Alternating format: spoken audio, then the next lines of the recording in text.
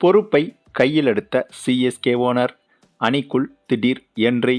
இனிமேல் புதிய பிளேயிங் 11 மற்றும் புதிய கேப்டன். அதிரடி நடவடிக்கை. அதாவது இந்த வருட ஐபிஎல் சீசன் தொடங்கி முதல் போட்டியில் சிஎஸ்கே அணி வெற்றி பெற்றதை தொடர்ந்து தொடர்ச்சியாக சிறப்பாக விளையாடும் என்று பலரும் எதிர்பார்த்தனர். ஆனால் முதல் மேட்சை சாமிக்கு விட்டுருவோம் என்பதைப் போல, முதல் மேட்சை தவிர்த்து அடுத்த அனைத்து மேட்சையும் சாமிக்கு விட்டு விடுவோம் என்பதைப் போலத்தான் சிஎஸ்கே அணி விளையாடி வருகிறது. அது மட்டுமில்லாமல் இந்த ஐபிஎல் சீசன் தொடங்கும் போது பிரபல முன்னாள் கிரிக்கெட் வீரர்கள் பலரும் அவர்களது கணிப்புகளை வெளியிட்டிருந்தனர். அதாவது பிளே ஆஃப் செல்லும் 4 அணிகளின் பட்டியல்களை கூறியிருந்தனர். அதில் 90% வீரர்கள் கூறிய அணிகளின் பட்டியலில் சிஎஸ்கே அணியின் பெயர் இடம்பெறவில்லை. அதற்கு காரணம், எப்போதுமே மெகா ஏலம் நடந்து முடிந்த பிறகு மொத்தமாக அணிகள் கலைக்கப்பட்டுவிடும். அப்படி கலைக்கப்பட்டு புதிய வீரர்களை எடுத்து அந்த வீரர்களை வைத்து அணியை கட்டமைத்து வெற்றி பெறுவதற்கு மற்ற அணிகளுக்கெல்லாம் அதிக காலம் பிடிக்காது.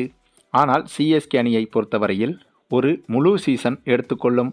மெகா ஏலம் முடிந்து புதிய வீரர்கள் அணிக்குள் வந்தால் அவர்களை தங்களுக்கு ஏற்ப கட்டமைத்து சிறப்பாக விளையாட வைக்க வேண்டுமென்றால் முழுமையாக ஒரு சீசன் பிடிக்கும். இப்போது சிஎஸ்கே விளையாடுவதை பார்த்தால் அது உண்மை என்றுதான் தெரிகிறது. அதிலும் நம்ம தல தோனியின் வழிநடத்தல்கள் இல்லாமல் சிஎஸ்கே அணியின் நிலைமை இன்னும் அதல பாதாளத்திற்கு சென்றுவிட்டது. என்னதான் ருத்ராஜ் கெய்க்வாட்டை தோனிதான் மறைமுகமாக வழிநடத்துகிறார் என்று பலரும் கூறினாலும் அதற்கு நம்ம தல தோனியே நேரடியாக பதில் கொடுத்திருக்கிறார். பலரும் அப்படி நினைப்பது தவறு. எனக்கு பொய் பேச வேண்டிய அவசியம் கிடையாது. முழுக்க முழுக்க கேப்டன்சி அனைத்தையும் ருத்ராஜ் தான் பார்த்து கொள்கிறார். அவ்வப்போது களத்தில் ஏதேனும் சந்தேகம் கேட்டால் மட்டுமே நான் என்னுடைய கருத்தை கூறுவேன்.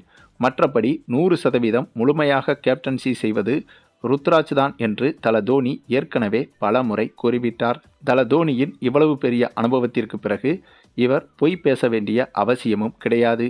ஆகவே தல தோனியின் கருத்தின்படி பார்த்தாலே தற்போது ருத்ராஜின் கேப்டன்சி படிதான் சிஎஸ்கே அணி கடுமையாக திணறி வருகிறது. இந்த நிலையில்தான் இதற்கு பிறகும் பொறுமை காத்தால் அது இந்த சீசனில் சிஎஸ்கே அணிக்கு சிக்கலாக மாறிவிடும் என்பதை உணர்ந்து சிஎஸ்கே ஓனரான ஸ்ரீனிவாசன் அவர்கள் தற்போது சிஎஸ்கே அணி நிர்வாகத்திற்குள் என்ட்ரி கொடுத்துள்ளார். வழக்கமாக இவர் அணி நிர்வாகத்துக்குள் எந்தவித தலையீட்டையும் வைத்து கொள்ள மாட்டார். ஆனால் இப்போது தோனியின் வழிநடத்தல்கள் சிஎஸ்கே அணிக்கு இல்லாததால் தற்போது அணி நிர்வாகத்திற்குள் என்ட்ரி கொடுத்துள்ளார். அப்படியாக உள்ளே வந்த இவர் இப்போது பல அதிரடி மாற்றங்களையும் செய்திருக்கிறார். ராகுல் திரிபாதி, தீபக் கூடா உள்ளிட்டவர்களையும், மற்றபடி ஃபீல்டிங்கில் மொத்தமாக சொதப்பி வரும் விஜய் சங்கர் உட்பட மற்ற சில வீரர்களையும் அடுத்த சில போட்டிகளுக்கு பயன்படுத்தவே கூடாது என்ற முடிவை எடுத்திருக்கிறார். அதேபோல சிஎஸ்கே அணியின் கேப்டன்ஷிப்பை மீண்டும் தல தோனிக்கு கொடுப்பதற்கு பேச்சுவார்த்தை நடத்தி வருகிறார். அடுத்த மெகா ஏலம் தொடங்கும் வரையிலும் இந்த வருடமும் அடுத்த வருடமும் சேர்த்து கண்டிப்பாக தல தோனி கேப்டன்சி செய்ய வேண்டும் என்று கோரிக்கை வைத்திருக்கிறார். அதன் பிறகு மெகா ஏலம் வரும்போது அணி வீரர்களை மொத்தமாக மாற்றிவிட்டு அப்போது புதிய கேப்டனை நியமித்து கொள்ளலாம் என்ற முடிவிலும் இருக்கிறாராம்.